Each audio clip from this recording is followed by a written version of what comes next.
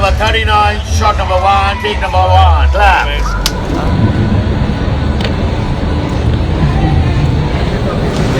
And action!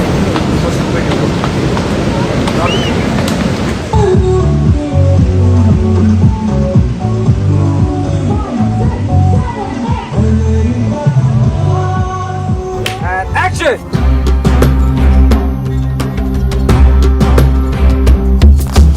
Finally दोस्तों, अब तक तो आपने अक्षय कुमार और वामिका गाबी की न्यू मूवी भूत बंगला को तो देख ही चुके होंगे।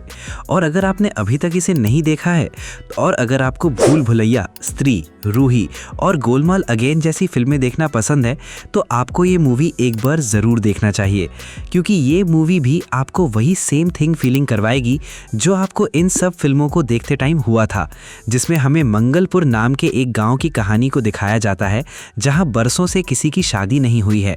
और ऐसा इसलिए क्योंकि वहाँ के लोगों का मानना है कि इस गांव पर वधूसुर नाम का एक भूत का साया है जो शादी होते ही दुल्हन को मार देता है।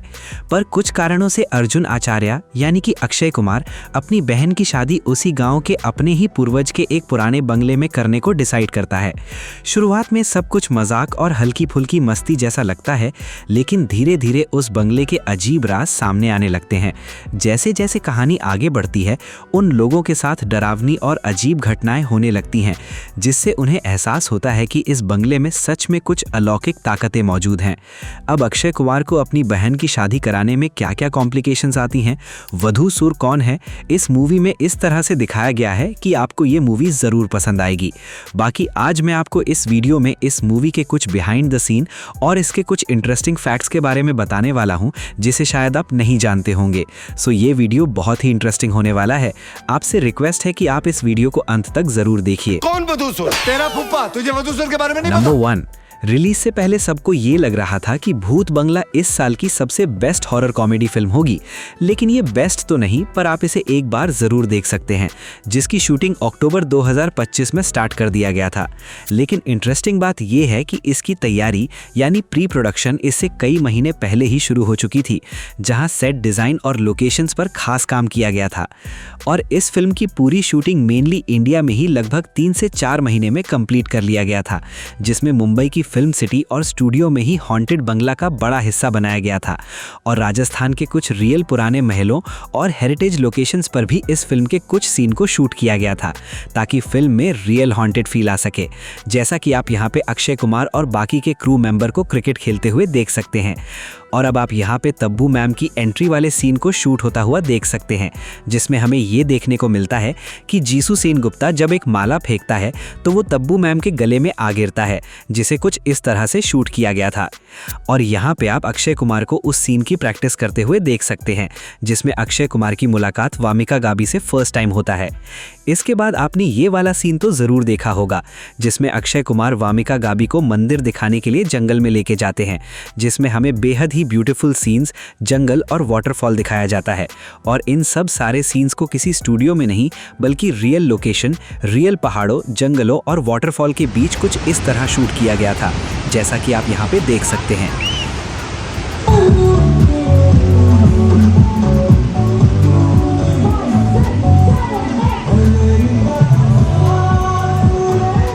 अगर आपने इस मूवी का वो सुंदरी सॉन्ग को सुना होगा तो आपने ये वाला सीन तो ज़रूर देखा होगा, जिसका प्रैक्टिस कुछ इस तरह से किया गया था।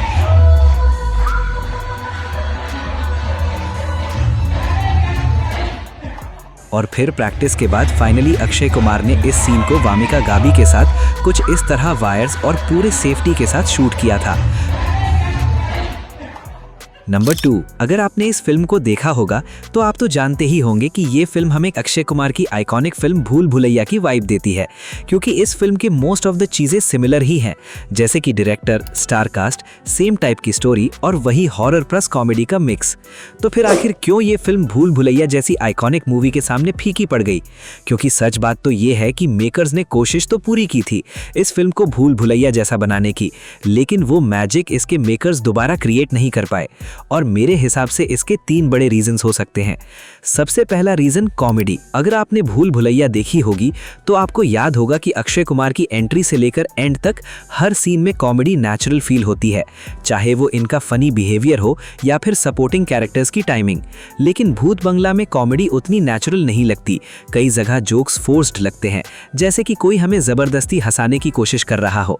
यानी जहां भूल भुलैया हम लोगों को दिल से हंसाती है तो वहीं भूत बंगला सिर्फ ऊपर ऊपर से स्माइल देने की कोशिश करती है। इस मूवी में ऐसा कोई भी सीन नहीं है जिसे आप बाद में याद करके हंस सकते हैं, जबकि भूल भुलैया में आपको ऐसे सीन्स कई सारे देखने को मिलते हैं। And the second reason is horror, क्योंकि हॉरर कॉमेडी में सबसे जरूरी चीज होती है बैलेंस।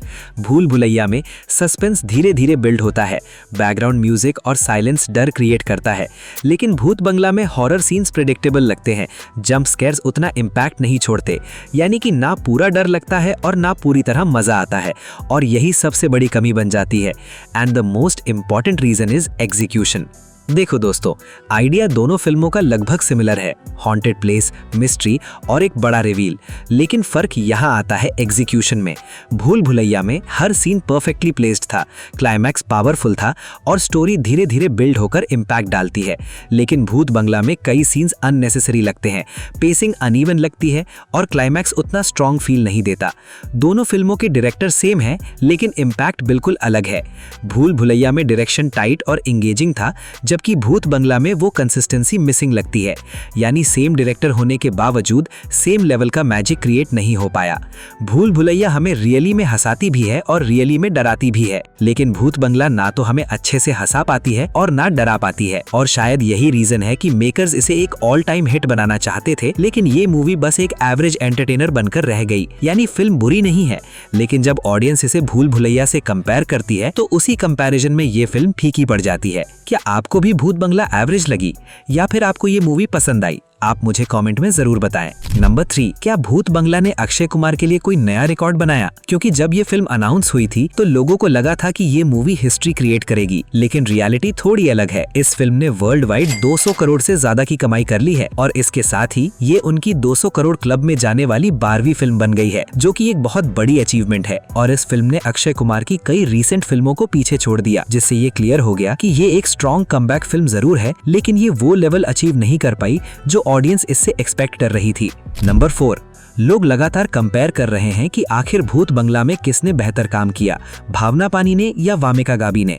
और सरप्राइजिंगली काफी लोग ये कह रहे हैं कि भावना पानी वामिका गाबी से ज्यादा इंप्रेसिव लगी। अब ऐसा क्यों कहा जा रहा है ये समझना बहुत जरूरी है, क्योंकि फिल्म में वामिका गाबी मेन फीमेल लीड हैं, उनके पास ज्यादा स्क्रीन टाइम है, कहानी भी उन्हीं के आसपास घूमती है, लेकिन फिर भी कई लोगों को उनका कैरेक्टर उतना इम्पैक्टफुल फील नहीं लगा। वहीं दूसरी तरफ भावना पानी का रोल उतना बड़ा नहीं है, लेकिन जितना भी है उसमें उनकी प्रेजेंस स्ट्रॉन्ग लगती है, एक्सप्रेशंस नेचुरल लगते हैं और कुछ सीन्स में तो वो ऑडियंस पर डायरेक्ट इम्पैक्ट छोड़ जाती हैं। और अक्सर ऐसा होता है कि जब किसी एक्टर का रोल छोटा होता है लेकिन वो उस कम समय में भी याद रह जाता है तो ऑडियंस उसे ज्यादा नोटिस करती है। और यही वजह है कि सोशल मीडिया पर लोग ये बोल रहे हैं कि भावना पानी ने वामिका गाबी को ओवरशैडो कर दिया। बाकी आप मुझे कमेंट में जरूर बताएं कि आपके हिसाब से इस फिल्म में किसने बेहतर काम किया, भावना पानी ने या वामिका गाबी ने। तो चलिए, this is the end of this video. अगर आपको ये वीडियो पसंद आया हो तो do like this video, share, comment and don't forget to subscribe VFX वाला।